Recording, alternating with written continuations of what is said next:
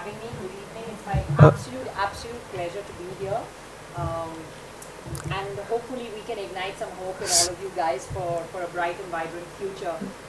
That was quite an introduction. I'm quite simple actually. None of that comes without a struggle, and that's really what I want to talk about today. Being from the automotive world, I have to say that ignition is a chain reaction. I was inspired by people. I hope I've inspired some people. And I hope that you guys would want to inspire some people someday by what you do, and that should be the aim and that should be the goal.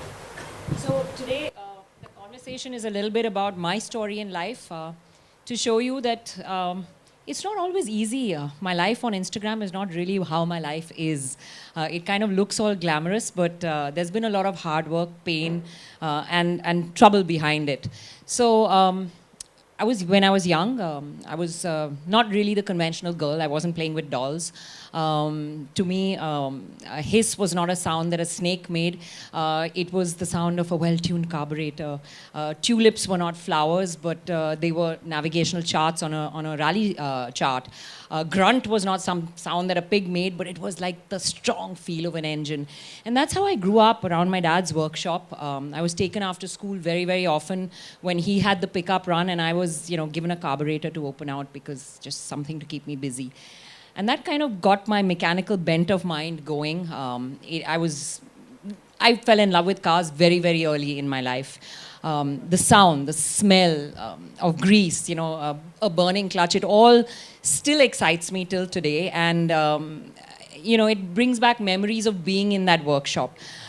But it wasn't all easy because though I loved cars and grew up with it, I wasn't the conventional girl. And of course, people thought I was different. I was this little girl running around in shorts, playing cricket and marbles with the boys in the building, and everybody kind of looked at me at different.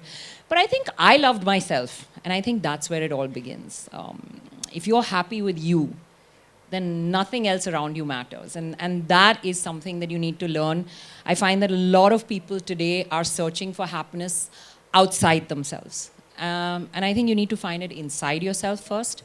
And the moment you find that happiness, the moment you realize that you're doing what you love, you're doing what you enjoy, everything outside just, it's like the universe falls around you. And that's pretty much what happened in my life, with a lot of speed breakers and roadblocks along the way, which I'm going to tell you about. So yes, of course, I was in love with cars. And as I grew up, I, of course, wanted to rally and race because I saw my dad do it. And as I got into the college years, I was all set to do mechanical engineering. And he turned around and he said, "But what will you do? You'll be a mechanic in my garage." And in those days, there was only Ambassador and Fiat. He was restoring vintage cars, and he said, "You want a future MBA, is it?" And he was very determined that I should do the MBA. So I was sent off to do commerce. I hated it with a vengeance. With a vengeance. It was just, numbers are not my thing. Sitting in a classroom and, I needed to be fixing things, building things. That's what I'd always done all my life. If there was a radio at home, I took it apart to put it back together again. So I was very unhappy, and I decided I needed to do other stuff. So during college days, we did up our house at home, and I landed up doing interior. That went on to become a business. I landed up doing interior design, found it really hard to collect money from people, so decided, okay, this is not for me. So commerce was out, the interior design was out, now what to do?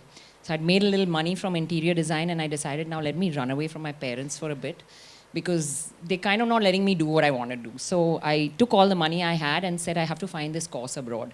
Then I realized that money wasn't really very much that I had. So the only thing I could find that I could do, and the idea was to do something with my own hands where people paid me and went away. So I didn't have this collection problem of interior design. I went abroad and did a hairdressing course, believe it or not. So I did that, came back, worked at the Taj for a couple of years, and this passion to drive was always there. When I was abroad, I was driving cars. In my grandmom's farm, I was driving cars. When I came back to India, I started doing go-karting events, whatever I could do without really, anybody supporting me, because it was expensive. The sport is expensive.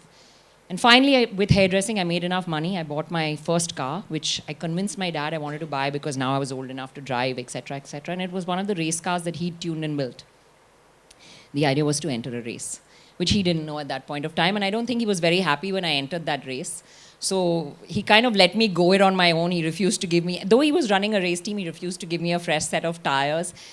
And I have to say, the best help I received along the way was from my friends, who kind of pushed me and said, doesn't matter.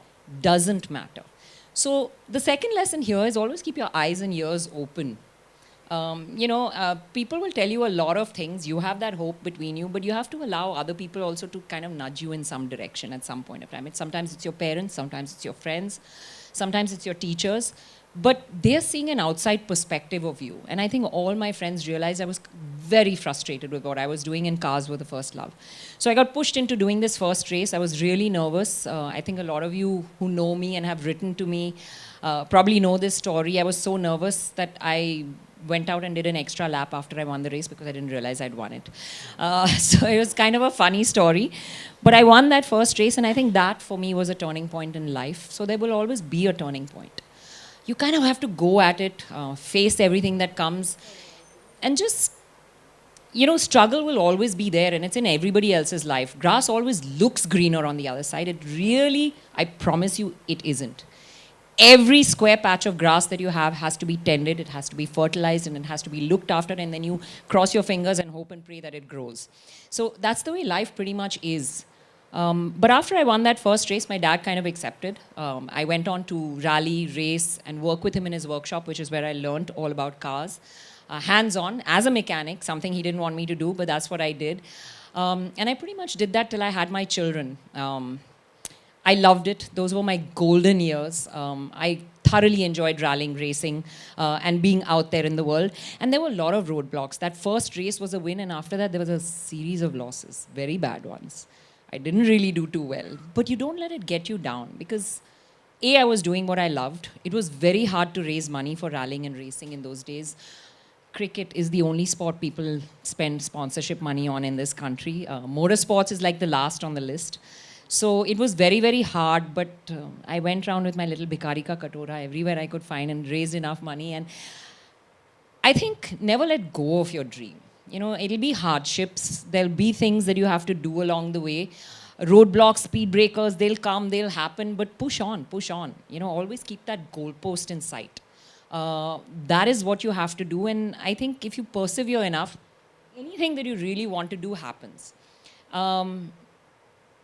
So that was the part of my life which was, I think, the best part of my life at that given point of time. And then I got married, had kids, so had to stop rallying, racing. My last rally was when I was pregnant and didn't know it, but that's why that was a speed breaker. Okay, so I call my daughter that, and she hates it, but she was the speed breaker to my rallying career.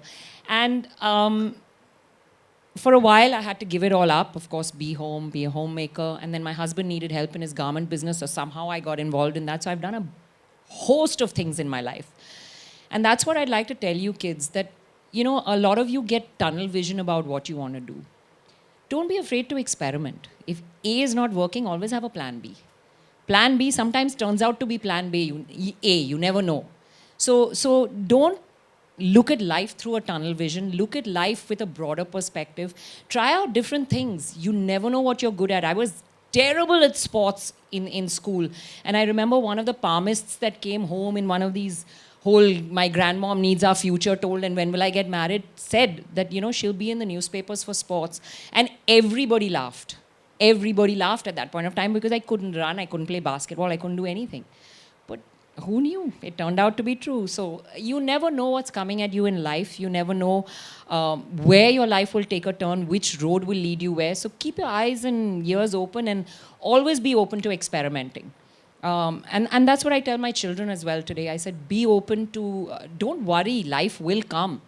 That success will come. It may be a kind of really ghat road, turns, twists, up a hill, down a hill, but it'll bring you there. So don't be worried about the road. Enjoy the journey, and you'll find your goal and your destination. So that's what I was doing, and even during my years of working with my husband, I kind of never gave up that dream of cars. I still went out and did some events. I stayed in touch with the community. I went to my dad's workshop whenever I could. And it kept me in touch. And one fine day, Hormuz Sorabji, who's the editor of AutoCar India, very good friend from the rallying world, calls me and says, and he's a massive prankster. In our college days, we always knew him as a prankster. So he calls me and says, hey, we are having auditions. They're having auditions, and we're handling this TV show, so I'd like you to do it because you know cars, and then we won't have to write the script. So I said, this all sounds really weird from him. It's probably one of the big pranks he's pulling. So I went for that audition. I stood in front of a chorus. I said what I had to say, expecting someone to jump out from the bushes and say, ha, ha, ha, big joke. So I was really cool about it. I got a call the next day from CNBC, and they said, okay, we love the audition, but how come you were so cool with the car? I still expected Hormuz to be on that call, to be honest. I don't think I'd have been so blasé if I didn't. And I turned around and I said, you know what, I'm 34. I've got 2 kids. I really don't care what anybody thinks. That was my answer. I swear to God, that was my answer. And there was stunned silence at the other end of the phone call. And they just said, you know, if you've done TV before, you need to tell us. And I said, no, I haven't. Why would I lie about something like that? And then I said, Hormuz, now this is enough. And then there was stunned silence again. And they said, Hormuz is not on this call. Then there was stunned silence from me.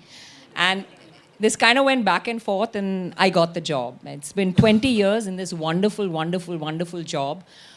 I've loved every minute of it. And I think my life took its twists, its turns, its journeys. It's whatever else I did along the way has taught me something for what I do today. Being in the media is not easy. And when I talk about igniting hope, like I said, we each go on to ignite hope in someone else. In today's era of social media, where all of you see a certain life that I lead, I just need everybody to know it's not always been easy. I had a lot of guilt when I got this television show. It was the biggest thing in my life. But leaving my kids at home, traveling the way I had to travel to be competitive as a woman in a man's world, because they were all men. They all went out. They went on every trip. They were able to do everything because there was someone at home to take care of the kids. But if I wanted to make my mark, I knew I had to step in there and be equal, shoulder to shoulder. So when people turn around to you women in the audience and say, there should be special categories and all, I think you guys should put your foot down and say no. It's a thing I strongly fight for. I advocate for the guys because I think they have it as tough as us. They just have a different set of problems. I think if you're a woman and you're a woman in a man's world, you should be ready to take it on. You should be ready to walk into it with whatever the challenges are and be ready to deal with the guilt, the trouble, the pain that all comes with it because you know what you're doing. And I think expecting exceptions or expecting things to be different is a wrong way to start anything. I think you should walk in with your head held high, be confident of what you're doing, be happy in what you're doing, be well armed with your knowledge. And I think then whether you're woman, man, big, tall, small, short, fat, white, whatever it is, it doesn't make a difference because you're confident in your own shoes. And that's what I was. I knew my cars. I knew what I was doing. I loved it. And while initially everybody thought, oh God, how is this woman going to review cars? I think slowly and steadily, it kind of got very accepted. And most of my colleagues today still call me one of the boys because they don't treat me as any different. Yes, there is a big difference. I can never find a loo to go to. Well, they're all happily going wherever they want to go. So there are differences and we accept that. But I think the idea here is to tell you that no journey is easy. Every journey has its own challenges. Be open. And when you're igniting hope today, like I'm doing, I hope I've done it in a responsible manner. Because in today's world of social media, there is so much false information out there. So many people that make you believe that life is a certain way. Whether it's advertisements, whether it is women touting that this is the way to be. I think honesty, authenticity, and being true to yourself is what is important. And if you can do that and be honest, and I've got rapped on the knuckles many times. In my first few years of working, I did a review between the Tata Safari and the Mahindra Scorpio, and I really slammed the Safari, and Tata wrote back to CNBC, and in my true self, clumsy self, I hit a reply all which went back to Tata as well, and it wasn't a very nice story. But years later, the Tata PR met me and he said, you know what, I respected you because you stood your own ground. At that point, I didn't pretend like that, but years later, I got to know that I just stood my ground and I said, hey, this is what I felt and I'd be happy to refute it because I can stand ground for every point that I made. So I think if you believe in yourself, there's no challenge that's too hard. It will come. There will be roadblocks. And people will throw all kinds of things at you, especially in today's social media world. I get trolled even today. ये सफ़ेद बाल वाली बुड्ढी क्या कर रही है गाड़ी में? You know, I sit in a back seat and I do a comparison test, and people will say, what is a short woman talking about space? I mean, if I'm a chef of Indian food, I can still judge Western food, right? So if I'm someone who's sitting in cars every day, doesn't matter if I'm short, I can still tell you whether it's good for a tall person, right? So, you know, there's this perspective, and I think people will throw all kinds of things at you. I think it's just not being bothered, living in your own skin, and like I said, be authentic, be true to yourselves, and never stop dreaming. Just never stop dreaming. I mean, that record that you heard of was cracked when I was 56 years old. So I think, you know, a lot of people would have thought, you know, it needs someone younger, it needs someone better, it needs someone whatever. But people believed in me, and I went out there and I got into that car and I went out and I did it. And I think as long as, you know, you keep trying, I could have failed. You're never scared of failure. And if you don't fail, you don't succeed either. Those are lessons to learn. So I think my story, I hope that it's helped ignite some hope in you guys. That no matter how hard life is or whatever challenges come your way, or however different it is, or whatever your parents tell you sometimes, which direction things take you in, never stop fighting, never give up. Just keep moving on, and somewhere, somehow, I promise you, that dream will come true. And when you look back in time, you know, at that moment it doesn't feel like that, but when you look back in time, we were speaking earlier in the room, you will turn around and say, hey, I'm here, now what? And next. Because you're always looking on, you're always looking ahead and forward. Because when you get there, you realize, oh, that goal wasn't, you know, okay, now it's done. Tick, next. What's next? So keep moving on, keep moving forward, keep inspiring, and aim to ignite hope in a lot of other people. Thank you so much.